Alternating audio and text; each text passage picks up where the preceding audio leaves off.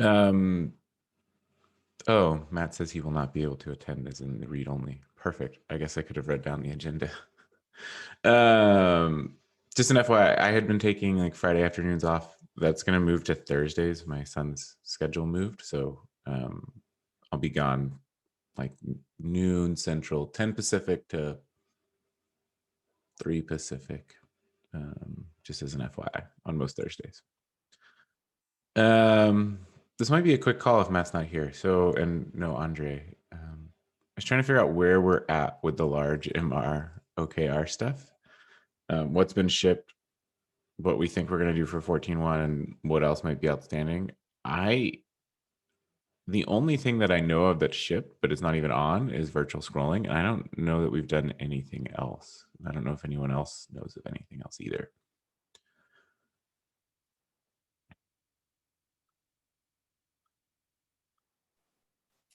No, not that I'm aware of. And the virtual scrolling, I was just reviewing Phil's MR today, and it's a different experience. So I can say it's not. I think the initial load is faster, but the when you start using it and scrolling down, and even when it's I was initially testing it with a very large merge request, and reasonably large, but then I was testing it with a merge request, just 20 files, and it felt yeah, kind of sluggish to me, and there were some bugs here and there, and we've been going around them, but I don't know, doesn't look easy at this point, but yeah, we're trying.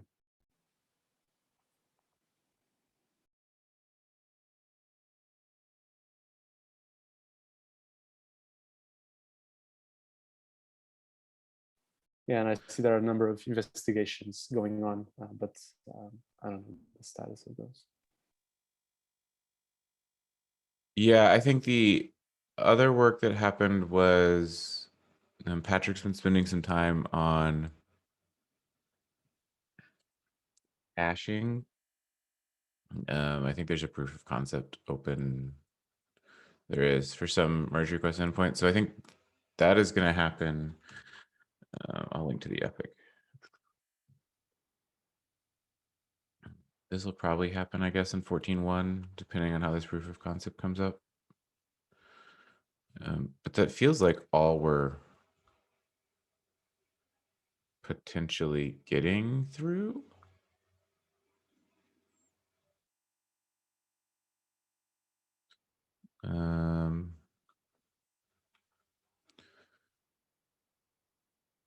Which I guess is fine. I think it's probably unlikely we'll hit our goal, but it's probably fine. Sorry, I was trying to find the epic.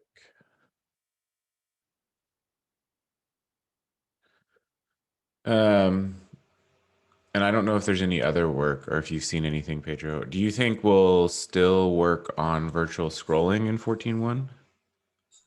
Yeah, I think so. I think that's highly likely, Okay. because so the initial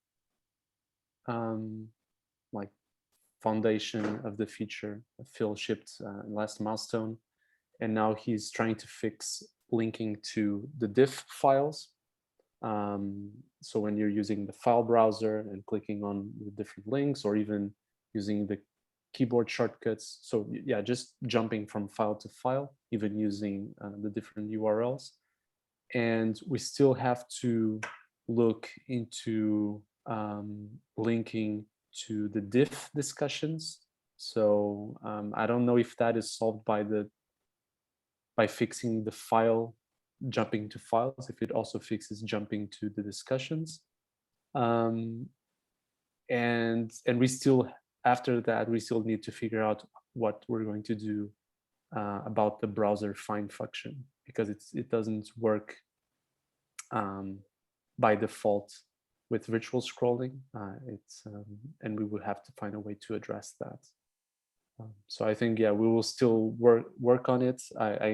As I said today, I was reviewing it and left a bunch of comments to Phil. I'll have to see what his feedback is regarding those comments, to see if there's light at the end of the tunnel, or if it feels like this is going to take a long time. Because from my last review in that MR to today, there wasn't much difference, and the experience was suboptimal. So let's see how that goes. And but I'll keep you up to date on that. But it will probably continue in 14.1.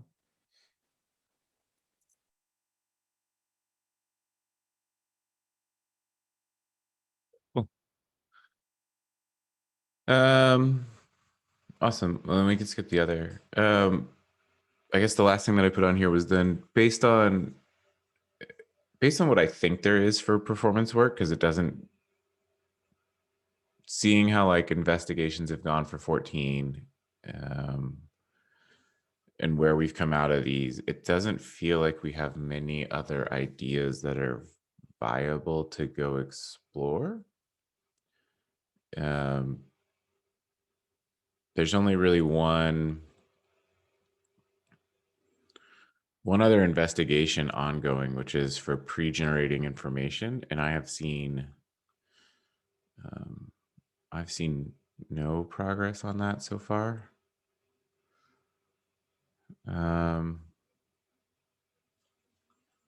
So that could be the only other thing that would like potentially bring in some amount of like volume of issues that would use up capacity in 14.1.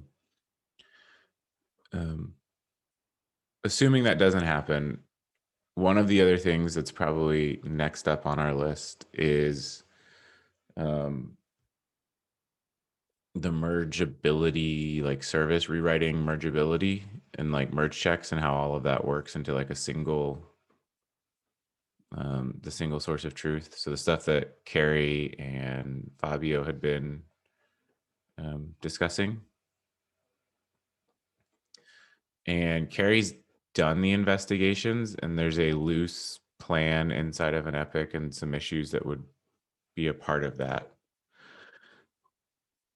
I know Phil is also anxious to work on the actual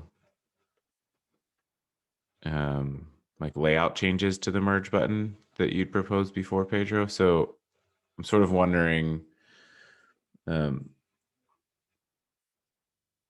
assuming we don't have a huge volume of performance work, we do certainly have like other things probably, but would it make sense to also start bringing in mergeability work? And I say that because we're very likely going to have to bring that in Q3 anyways. So like this would just give us a month sort of head start on it. Yeah, I think so. I think that makes sense, to start that mergeability work if there's space for it. So the mergeability is I would see this as solving edge cases and those pesky bugs that keep coming up, while also refactoring things to allow us to, build on top of that and make sense of the code base. Whereas the work that I did and that Phil broke down to slightly redesign the area of the merge widget, that would serve everyone in terms of usability improvement. Yeah, so I think those are two related but separate things. And yeah, I would be very happy to see us make progress on either of those. Of course, my tendency, and I'm more inclined to prioritize what has the largest impact to most people, and that would be the usability improvements.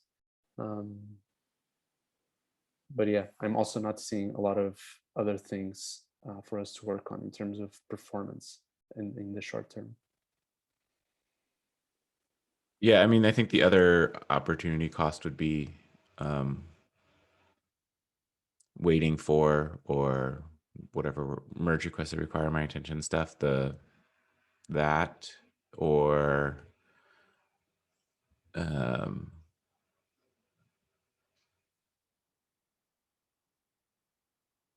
the top sort of the overall piece, but that's not really ready to go yet anyway. So it'd really be like the waiting for piece would probably be the opportunity cost of going into this. So I'm not sure how you're thinking about that. Yeah, Sanjung is still analyzing the findings from the usability tests that she ran at the end of last week, and overall the feedback was positive. There were some confusion about um, about the feature at specific moments, and one idea that we had was to provide some, like, an introduction to the feature in the same way that we have um, I don't know, the introduction to the suggestions feature. We would do something similar for this feature, saying, hey, now you don't need to um, ping people in comments. So there's a first class way to do what you were already doing. And she's looking into that and potentially just tweaking the user tests and the prototype and run it again, because she had um, all 8 participants in the user tests go through everything in 3 hours. So yeah, from the moment she released the tests, she went to have lunch, she came back, and she knows, oh, we got the results from all the tests. So it's very quick. So I'm hoping that she can do that before we wrap this milestone. But I'm not sure. So the next steps there would be to break this down and to understand exactly what are the limitations from the technical side. Um, yeah, so I think it would, if we were to put that into 14.1, yeah, I'm just not sure about the technical side, so we would have to wait. So Oh, the surest thing is to not count on that for 14.1. If it does come up, great, but I would not count on it. Although it's very, like, looking in a good direction, it might not make it in time. And to give time to everyone to look at it, break it down, analyze, and maybe even set up some investigation work if necessary. I don't know.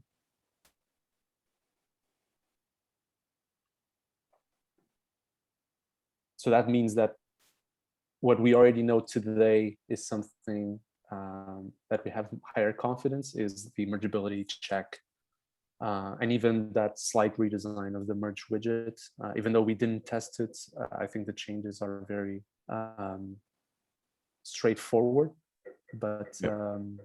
so those have higher confidence, and I think are already as broken down as possible at the moment.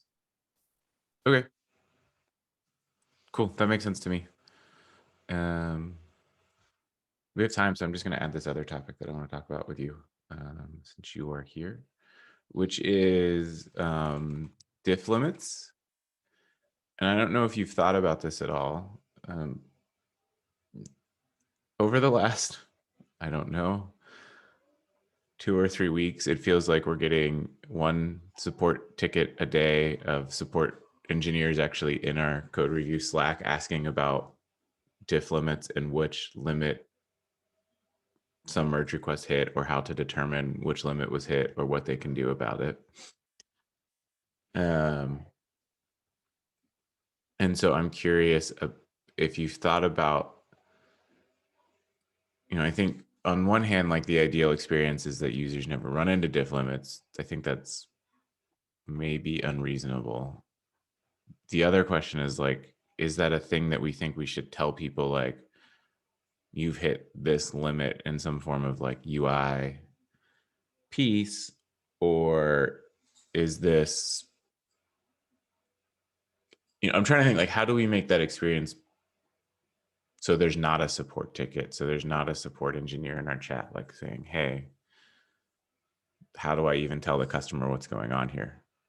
Because there's really no resolution either, right? Like if you hit a diff limit, we can't really do anything about it in many cases.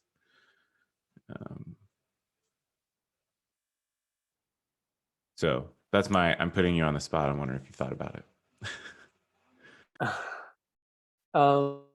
Yeah, I have two thoughts. I think avoiding hitting diff limits, I agree. It's we need to have limits, but what we can do is try to optimize for what is reasonable. And we initially, like, we realized that the diff limits were flawed when we decided to load or sorry, to automatically expand if it was just one big file, because it was still within the collection limits. So if it didn't make sense to just suppress that one file. But we stopped there. We didn't look much further into what is reasonable, what is expected. I think we should look more into that and understand how we can optimize those limits to what is reasonable. Like, for example, it would be like it's not reasonable. It's possible, but it's not reasonable to expect someone to author and review, I don't know, merge requests with hundreds of files, right? So someone reviewing hundreds of files in one go, it's yeah, it's a lot of work. So maybe we shouldn't optimize for that, but how can we optimize for the more reasonable cases where, okay, I push one big file and then one small file, and all of a sudden things collapse and it's just two files or even more than that, and we hit those limits. So that's the first thing. The other thing that you were saying about we hit the diff limits and we get people in the Slack channel asking about our diff limits every day, week, or month. There was that message that someone shared about that orange bar that said too many files to show or something like that. And I wasn't sure because someone said that it was visible, but then someone said that it wasn't visible, that message, and that we were not showing that message. So I was left unsure if we're actually showing that message when we hit the diff limits or not.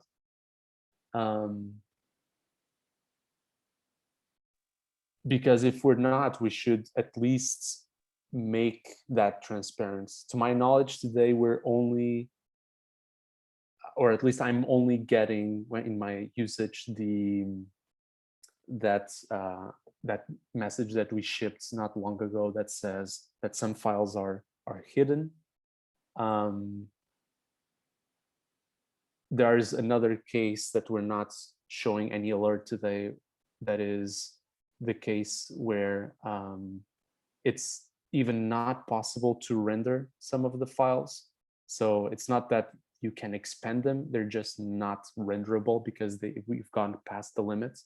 Like, for example, in a collection of 5 megabytes of diff files, at a certain point, we only say the names of the files, but you'd have to download them or go and look at them separately. So I think it's those two things in the end. It's making sure that whenever someone hits the diff limits, any kind of diff limits, we make that visible and make sure that is happening, because at this moment, I'm not sure that that is happening for all cases. And we can also link to the diff limits documentation if people want to learn more. So that might save our support engineers some time. And the other thing is optimizing for the standard reasonable experience of, I don't know, diffing many small files or diffing few files that are very large, for example. I don't know if that makes sense.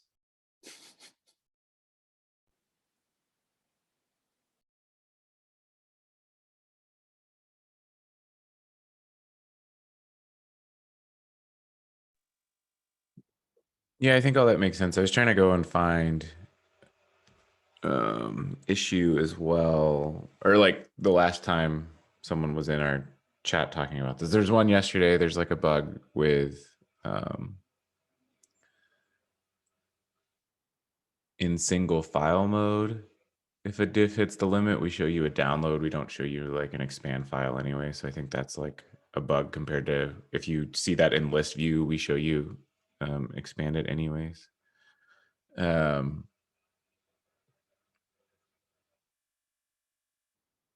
Yeah, I just don't know what the like the optimal like user experience would be in this. Is that is it I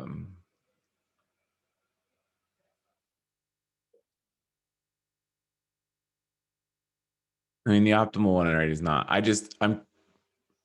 I wonder if we should try and think about being granular enough to be like